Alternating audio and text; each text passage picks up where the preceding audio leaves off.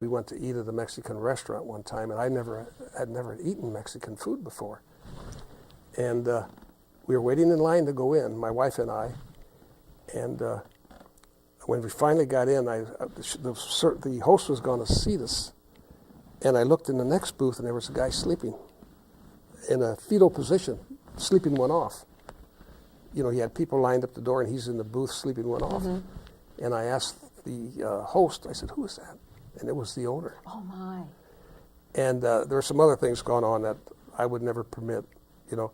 But anyway, this is a nice show, so I won't tell you. But, okay. After we ate, food was good, and after we ate and we left, on the way out, I told my wife, I said, "Geez, you know, just think if someone got into the Mexican food business and tried to do it right. And I know we're not perfect, but at least we're going to try to do it right." That planted the seed, and that was 1978, and 2 years later, in 1980, I opened our first Bandidos.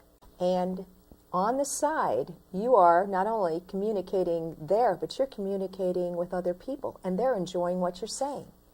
And you're saying all these stories and axioms, and what happens?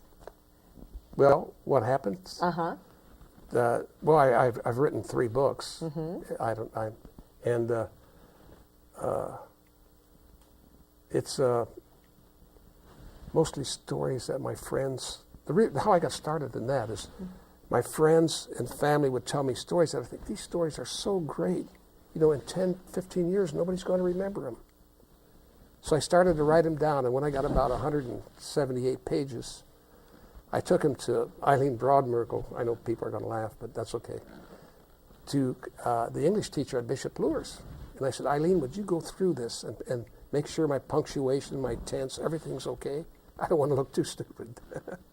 And so she went through and she checked it, and she really liked it. And she said, "Jim, this is really good. Would you mind if the principal, Mary Kiefer, read it, if I gave it to her?" And I said, No. So Mary read it, and she called me, and she says, "Jim, it's really good." She says, "You should have it published." And I said, "Mary," this is a true story, I said, "Mary, do you think anybody'd read it?" And she said, "Of course, it's really good." And so that's what got me started.